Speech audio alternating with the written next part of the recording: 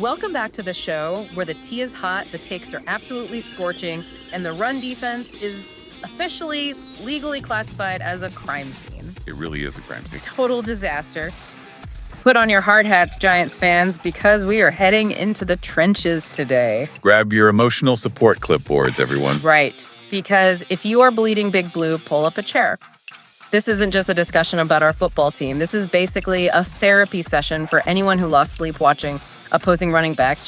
Just jog through our secondary. Yeah, I've got the reports right here, and we are unpacking some serious trauma from last season. We really are. But first, we need to set the scene. It's Combine Week. Indianapolis. Right, Indy. And usually, this is where the hype machine starts cranking up. Everyone getting excited about guys running around in spandex shorts. Doing the two-step shuffle, exactly. But looking at the sources coming out of Indy regarding the Giants right now, the vibe is just totally different. It doesn't feel like a party at all. No, it feels like business. That's the exact feeling I'm getting from all the beat writers on the ground. Because you have head coach John Harbaugh locked in a hotel room. Just completely ignoring the media circus. Completely. Everyone else is out networking at St. Elmo's having steak, and he is reportedly just grinding tape like it's a Netflix binge. And we love that. We absolutely love John Harbaugh for exactly that reason. It's refreshing. It is. We aren't here for the nonsense this year. We aren't here to watch a guy run a 4.3 and suddenly decide he's the next Jerry Rice. Even if he can't actually catch a cold. Right. The fact that the coach is ignoring the noise and focusing on the film, that is exactly what we need. We love the grind. So let's look at the actual mission for today based on these reports. We have 4 main pillars to get through. Lay them out for us. First, we have the keep list. Which 3 free agents do the Giants absolutely need back? And more importantly, can the wallet handle the want? The eternal question. There, we're discussing the foundation, specifically why Dexter Lawrence has a new nickname that technically changes how we view the entire defensive scheme. Oh, I love the new nickname. It's good. Third, the fix. We have to have a very honest, very painful conversation about that run defense. The crime scene. The crime scene. And finally, the culture.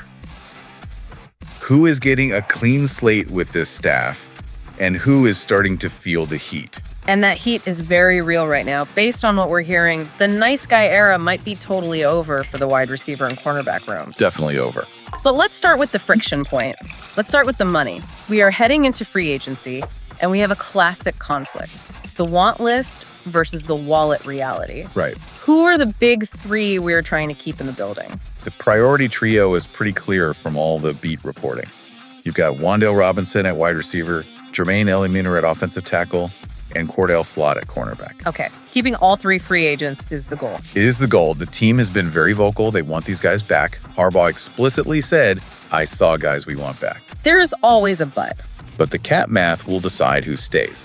Harbaugh followed that up with, now do we have the wherewithal? And is it the best use of resources? Which is basically code for, I love you, but my bank account is in a committed relationship with reality. Exactly. I hate that relationship. I want a divorce from reality. I just want to spend money on players. We all do, but let's actually unpack the mechanics here. Yeah. Because I think a lot of fans hear salary cap and their eyes just sort of glaze over. Right, because we want Wan'Dale, Eliminer, and Flott. But the cap space is tighter than a pair of skinny jeans from 2008. It's very tight. So how do we actually make this work? It's going to require some serious financial gymnastics. The sources are pointing toward restructures, creative contract work, and the dreaded backloading of deals. Backloading. For listeners who hear that term a lot, backloading is essentially where you pay the player a really small base salary this year to fit them under the current cap. Right. But you push the massive cap hits to future years using signing bonuses that prorate over the life of the contract. One of the articles used a great analogy for this, the dishwasher strategy. I love this analogy. It's so good. You know when you load the dishwasher and you just stack everything in the front because you're lazy? We're shoving plates in there. Right. And it looks totally efficient for like 5 seconds. Yeah. And then you close the door, run the cycle, and when you open it back up, pop. The door flies off. Plates shatter everywhere.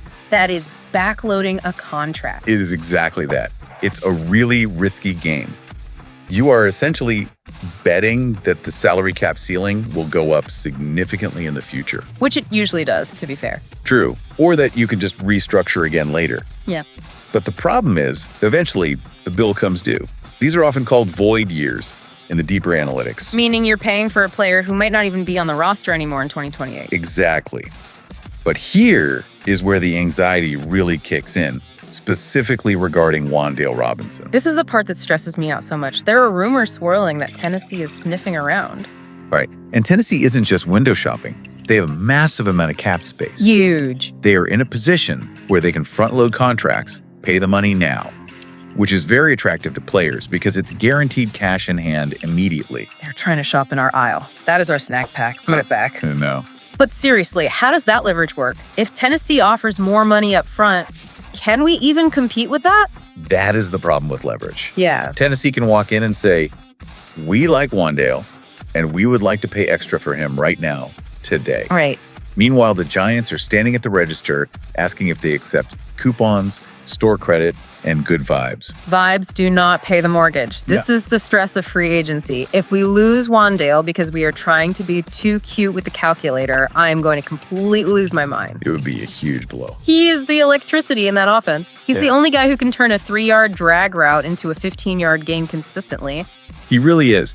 And keeping all three of those guys is going to require a calculator that doesn't catch fire. It is a major balancing act. Because you need Illuminator for stability on the offensive line. You just can't have a turnstile at tackle. No, you can't.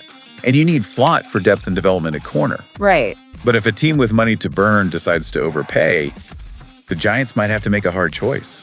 Do you overpay to keep your own?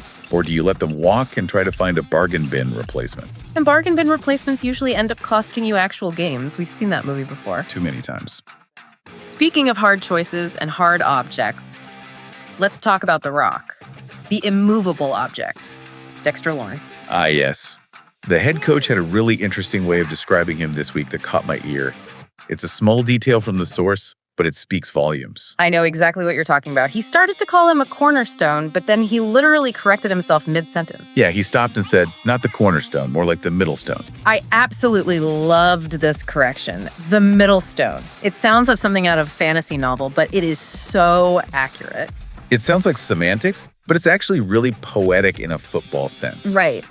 Because a cornerstone is architectural, it's on the edge, it defines the boundary of the building.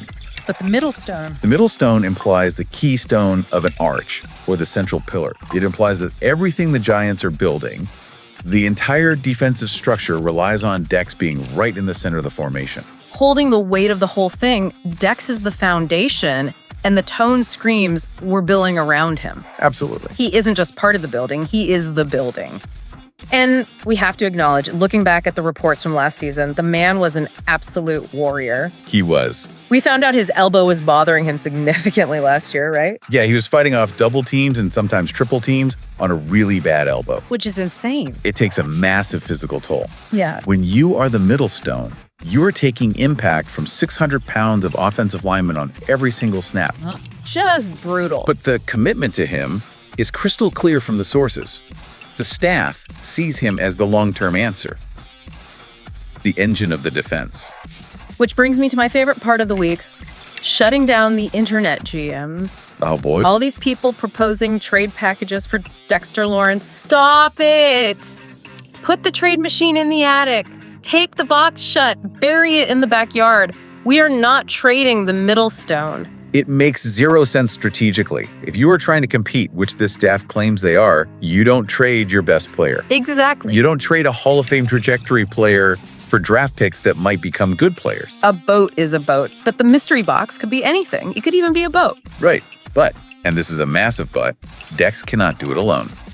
Being the middle stone implies there are other stones around you doing their job. And this transitions us nicely or painfully to the absolute crime scene I mentioned at the top of the show, the run defense. It was catastrophic. There's no other word for it in the reports. It wasn't just bad, it was theft. It was a Black Friday sale every time an opposing running back touched the ball. Everything must go. And linebackers going for $0. Just awful. The tactical breakdown, when you look at the film analysis, was just painful. Right. You had Dex getting triple teamed because teams knew he was the only real threat. Right. That leaves everyone else one-on-one. Theoretically, that should be a huge win for the defense. If Dex eats 3 blocks, Someone else has to be free. You would think so. But the other guys were just getting pushed back straight into the lap of the linebackers. And the linebackers, the reports say they were tackling people at 6 yards deep. Exactly. Okay. In run defense, depth is death. If you are making contact with the running back 6 yards past the line of scrimmage, you have already lost the band. You've basically given up a first down on 2 carries. And then you had the safeties. Don't tell me. I can picture it, but tell me anyway. The safeties were making what we call business decisions. I hate business decisions. I want football decisions. A business decision is stepping out of the way of a 220-pound running back because you don't want to get hurt. That is not Giants football. Precisely. It was a collective failure of gap integrity and physical toughness. So what's the verdict from Indy? The consensus from the combine is that new interior help is mandatory. Run defense is priority number 1 in bold, underlined, highlighted ink. You just cannot compete in 2026 if the opposing running back has an easy pass through the A gap. The space between the center and the guard. That is exactly what it looked like. An easy pass. Beep, beep, touchdown. It was humiliating. So the mandate is clear. Get Dex some help. We need another big body in there so Dex doesn't have to fight 3 guys at once. Otherwise, we are going to be watching the exact same horror movie next year. And that ties into the broader culture shift Harbaugh is talking about regarding the roster. We mentioned earlier, he's grinding tape in his room. Right. Leadership is tape first, and they're grinding to catch up on prospects. The philosophy they are preaching right now is tape over workouts. And I respect that so much because the combine is flashy. It's basically Instagram. Lots of filters. Everyone looks good with filters and good lighting. But tape is reality. Tape is seeing someone at Target when their credit card declines. That is who you really are. That is a harsh analogy, but it's very true. Why is this distinction so important for this specific regime right now? It's a necessary approach because the leadership admitted they are actually playing catch-up on scouting. Really? Yeah, they spent so much time early in their tenure building the staff and the front office structure that they are now cramming on the prospects. Okay, that makes sense. But they are prioritizing what happens in pads over what happens in shorts. They are looking for competitive toughness. That's a scouting term for guys who don't quit when the play breaks down. But here's the scary part for the current roster. The coach said something about a clean slate. Yes, He said, for the most part, yes, but not all slates are clean. that is pure coach speak for I have seen the tape and some of you are on extremely thin ice. So most get a clean slate, but a few guys are going to feel the heat immediately. Who is feeling the heat? I feel like based on the reports, we can definitely name names. The Giants fan in me really wants to call them out. Well, the source material points directly at the wide receiver room and the cornerbacks. There are guys there who have been skating on potential for way too long. Like who? Specifically, Jalen Hyatt. Oh, Hyatt, the deep threat. The source notes he was dropping passes like they were hot tea and he forgot his oven mitts. It was so painful to watch last season. Just brutal. It was. And the message seems to be that the potential excuse has completely run its course. In the NFL, potential gets you drafted, production keeps you on the field. You can't just be fast anymore. No, you have to actually catch the football in traffic. The same goes for Deontay Banks at corner. Now, Banks showed some life late in the season, though, right? I remember seeing some better coverage grades in those final few weeks. He did. There was acknowledged late return value there. But the message from the new staff is no more free rides. You don't get to start just because you were a first-round pick 2 years ago. The scholarship era is over. If you don't tackle, you don't play. I love that. I want a meritocracy. If a rookie comes in a 3rd rounder, a 5th rounder, and plays harder, give him the job. I don't care what your draft pedigree is. And that signals a massive shift in language from the building. Yeah. We aren't hearing the word rebuild anymore. Thank goodness. We are hearing compete. The patience for guys who look good getting off the bus but completely disappear on Sundays is totally gone. Finally. Talk to me like a winner. I am so tired of trust the process. I want to trust the results. Speaking of results, let's look upstairs at the front office. Right, because there was some drama about the front office structure recently, rumors about the GM. What's the reality there? Yeah, Giants PR had to basically tell everyone to put the conspiracy boards away. The message from the sources is clear. Front office is restructured. The messaging is everyone still has jobs. No demotion. No demotion for the GM. Stop reading into who reported to ownership at what time. People were tracking meetings like they were tracking private flights. Oh, he went to the bathroom at 3:02 p.m. Does that mean he's fired? Stop it. We need stability. Exactly. But they did make a really significant addition that shouldn't be overlooked. Yeah. They brought in a senior football operations exec. to oversee cap work and analytics. Brains! We finally added brains to the operation. It was desperately needed. The source described the previous cap management as looking like toddler scribbles with a crayon. That is an insult to toddlers. It was worse than that. It's worse. But seriously, bringing in someone to actually maximize the resources, that is huge. We have been operating with one hand tied behind our back financially because of bad contracts for a year. That is a massive win. And it also plays into the draft strategy. We are sitting at the number 5 pick right now. Right. That is a premium asset. Yeah. In the draft value chart, that pick is worth a fortune. So the million-dollar question for the dive into the draft, do we stick and pick or do we move? The stance from Indy is that they are open to trading back. But, and this is key, only for a Godfather offer. An offer we can't refuse. I like that. But what does a Godfather offer actually look like in this economy? We're talking about multiple first-round picks. Maybe a first this year, a first next year, and a premium second-rounder. They are explicitly warning against trading back just for the sake of accumulating picks. Right. The phrase used in the report was coupon shopping in the first round. Oh, I really like that phrasing. Coupon shopping. Right. You don't want to trade $1 for 4 quarters if you actually need a $1-sized impact player. We need blue chip talent. We don't need 5 guys who are pretty good. We need 1 guy who is an absolute monster. Unless someone offers us the moon, stay at 5 and get a star. Exactly. We need a game changer, someone who steps onto the field and tilts the field in our favor immediately. And just a quick note on the health front before we wrap up. The sources say the rehab for the key young guys is actually going well. Which is rare good news. Right. No setbacks, aiming for camp readiness. That is so much better than the mysterious day-to-day updates we usually get for 9 months straight. Day-to-day gives me hives at this point. It usually means out for the season. Okay, let's bring this all together. We have covered a lot of ground today. What is the T-SIP summary here for the listeners? Let's break it down rapidly. Number 1, keeping all 3 free agents is the goal, but the cap math will decide who stays. We have to be realistic about that dishwasher effect of backloading deals. Number 2, Dex is the foundation. He is the middle stone, and the tone screams we are building around him. He is untouchable. Stop trying to trade him. Number 3, run defense is priority number 1. Bold, underlined, highlighted ink. It has to be fixed with new personnel or nothing else matters. Number 4, leadership is tape first, and they are grinding to catch up on prospects. Tape beats shorts every time. Number 5, most get a clean slate, but a few guys are going to feel the heat immediately. And finally, the front office is restructured, but everyone still has jobs. We added some brands, but the GM is still a GM. That's the summary. But I have a challenge question for you. Looking at this clean slate that isn't totally clean. Hit me. If the philosophy is truly tape over workouts, who on this current team is most at risk of being replaced by a rookie who simply plays harder? Oof. You look at a guy like Hyatt, or even some of the linebacker depth. Yeah. If they don't show up to camp with a totally different intensity, they might find their clean slate wiped away entirely. That is the scary reality for those guys. And honestly, good. Do you like the pressure? Competition makes everyone better. We need that hunger in the building.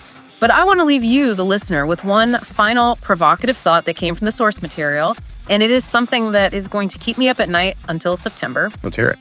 If the run defense is still ranked 31st or 32nd next year, that is not football. That is criminal negligence. It would be absolute malpractice. It would be time to call the authorities. Seriously, Right. Giants fans, sip the tea, stay ready. It's quiet now, but someone is about to run a 4.3 and the internet is going to lose its collective mind. And mind your business, we're scouting vibes over here. We're out. Just wanted to say a massive thank you for tuning in to Big Blue Tea. Absolutely. And, a huge shout out always to Black Freezy TV. Oh, For the definitely. fantastic programming, the production, everything that makes this possible. Yep, their work behind the scenes is just really appreciated. Yep. This has been Big Blue Tea.